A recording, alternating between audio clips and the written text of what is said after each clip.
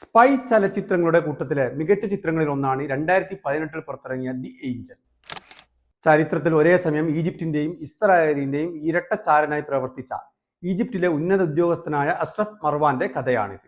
യഥാർത്ഥ സംഭവങ്ങളെ അടിസ്ഥാനമാക്കിയെടുത്ത സിനിമയിൽ ശ്വാസം അടക്കിപ്പിടിച്ച് കണ്ടിരിക്കേണ്ട നിരവധി രംഗങ്ങളുണ്ട്. ഈജിപ്ത് പ്രസിഡന്റ് ഗമാൽ അബ്ദുൽ നാസറിന്റെ മകനായിരുന്ന അഷ്റഫ് മർവാൻ ഇസ്രായേൽ ചാര സംഘടനയായ മൊസാദിന്റെ കണ്ണിലുണ്ണിയായി തീർന്നതിന്റെ ആവേശഭരിതമായ കഥയാണിത്. ഒരു ചാരൻ എന്നതിലുപരി രണ്ടു രാജ്യങ്ങളിലെയും ജനങ്ങളുടെ ജീവനും ജീവിതത്തിനും മൂല്യം കൽപ്പിച്ചിരുന്ന അസാമാന്യ വ്യക്തിത്വമായിരുന്നു അഷ്റഫ് മർവാൻ. ഇസ്രായേലിന്റെ ചരിത്രത്തിലെ നാഴികക്കല്ലായ 6 ദിന യുദ്ധത്തിലൂടെ അവർ സിറിയയിൽ നിന്നും ഗോലാൻ കുന്നുകളും ജോർഡനിൽ നിന്നും വെസ്റ്റ് ബാങ്കും ഈജിപ്തിൽ നിന്ന് ഗാസ സ്ട്രിപ്പും സിനായിയും പിടിച്ചെടുക്കുന്നു. എന്ത് വില കൊടുത്തും തങ്ങളുടെ നഷ്ടപ്പെട്ട പ്രദേശങ്ങൾ തിരിച്ചുപിടിക്കാൻ ഈജിപ്ത് ശ്രമിക്കുകയാണ്. ഈജിപ്തും ഇസ്രായേലും തമ്മിൽ നടന്ന കുപ്രസിദ്ധമായ യോം കിപ്പൂർ യുദ്ധത്തിന്റെ പശ്ചാത്തലത്തിലാണ് ദി ഏഞ്ചലിന്റെ കഥ നടക്കുന്നത്.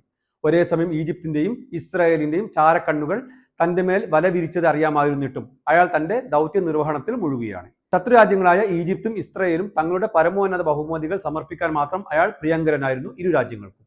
ഏരിയൽ വ്രോമൻ സംവിധാനം ചെയ്ത് മർവാൻ കെൻസാരി, ടോബി കെബൽ തുടങ്ങിയവർ അഭിനയിച്ച ഈ ചിത്രം നിരൂപക പ്രശംസ പിടിച്ചുപറ്റി.